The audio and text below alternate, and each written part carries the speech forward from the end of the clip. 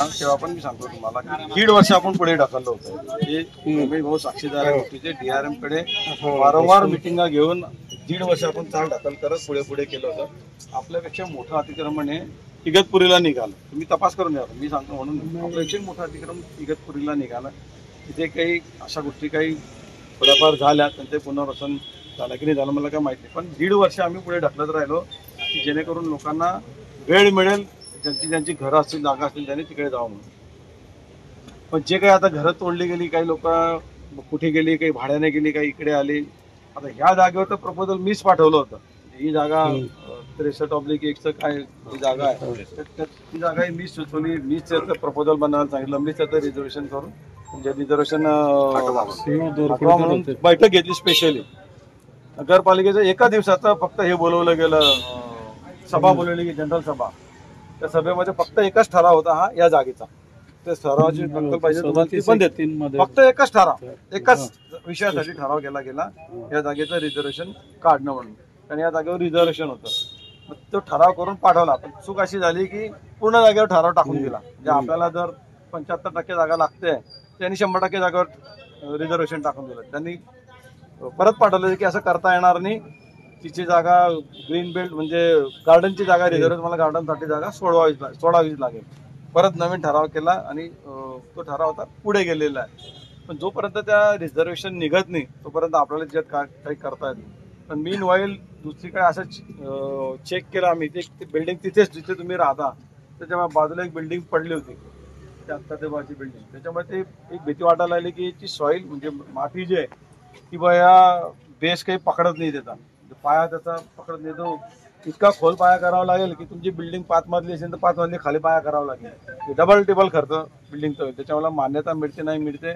पण आपण मातीचं टेस्टिंग करून घेऊ आधी. जर माती ओके असली की हो बा इथे घरं करू शकता, तर आपण त्याच जागेवर जो ठराव पुढे गेलेला आहे त्याची मंत्रालयात बैठक घेऊन त्याचं रिझर्वेशन काढण्याचा प्रयत्न करू आपण तिकडे. मी स्वतःच बैठक घेऊन त्याची रिझर्वेशनचा जी काही विल्हेवाट लावायची ते तिकडे लावेल. पण ती जागा जर योग्य नसली तर उद्या आम्ही बाळा आहे, अजून कोण येत असलं तर तिथे ठेवू घरात तू पण आहे, दोघं आपण कलेक्टरकडे जाऊ.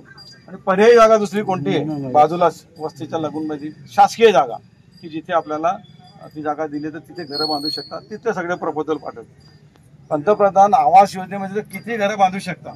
महाराष्ट्रामध्ये सगळ्यात जास्त PM आवास योजनेचे घरं म्हणजे देशामध्ये सगळ्यात जास्त महाराष्ट्राला दिली गेली. आणि अजूनही जर पाहिजे असली घरं तर मंजूर करायला काहीच अडचण नाही आहे.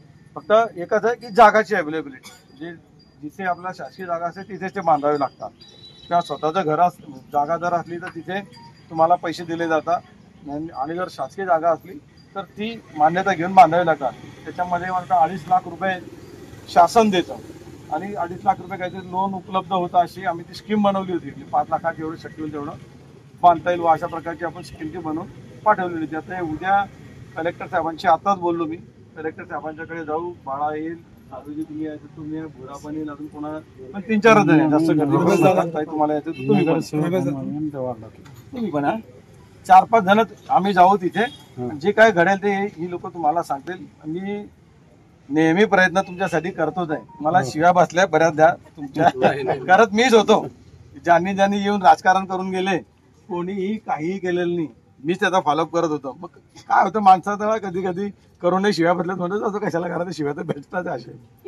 पण मीच करेन. तुम्ही शिव्या द्या की काय, तुमचं काम मीच करणार आहे, मीच तुम्हाला करत येणार. संजू भाऊ आगे म्हणू.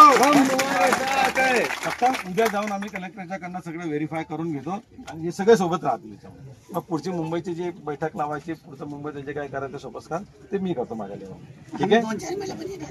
काय म्हणते 2-4 महिला आम्ही येणार आहे. आमच्या सोबत 2 महिला 2 या 3 तुम्ही